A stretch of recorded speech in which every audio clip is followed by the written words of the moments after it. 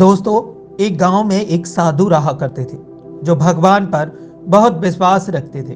हर समय भगवान की आराधना करते थे। एक बार वह साधु एक पेड़ के नीचे बैठकर भगवान की तपस्या में लीन थे और उस स्थान पर अचानक बाढ़ आ जाती है। चारों तरफ पानी ही पानी हो जाता है। लोग अपने आप को बचाने के लिए ऊपर पहाड़ की तरफ भागने लगे।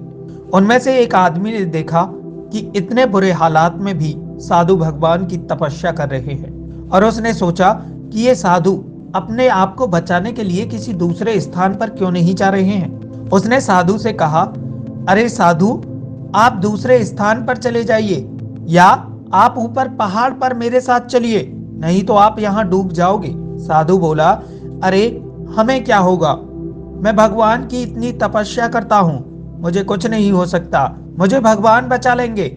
इतना सुनने के बाद वह व्यक्ति वहां से चला गया।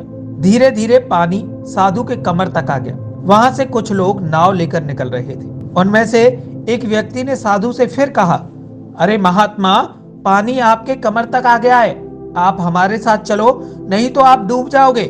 साधु ने कहा, नहीं नहीं, भगवान मुझे अपने आप बचा लेंगे। और वह नाव वाले लोग भी वहां से निकल गए। कुछ देर बाद पानी इतना बढ़ गया कि साधु के सर तक पहुंच गया और उस साधु को बचाने के लिए फिर एक हेलीकॉप्टर आता है और उस हेलीकॉप्टर में से एक व्यक्ति साधु के पास नीचे रस्सी फेंकता है और कहता है, हे महात्मा, आप इस रस्सी को पकड़ो और ऊपर आ जाओ, नहीं तो आप डूब जाओगे। यह आखिरी हेलीकॉप्टर है और आपके पास दूसरा कोई रास्ता नहीं है बचने के लिए। साधु ने कहा, यह रस्सी वापस ऊपर खींच लो और आप चले जाओ, मुझे भगवान के ऊपर पूरा भरोसा है, वह मुझे बचा लेंगे।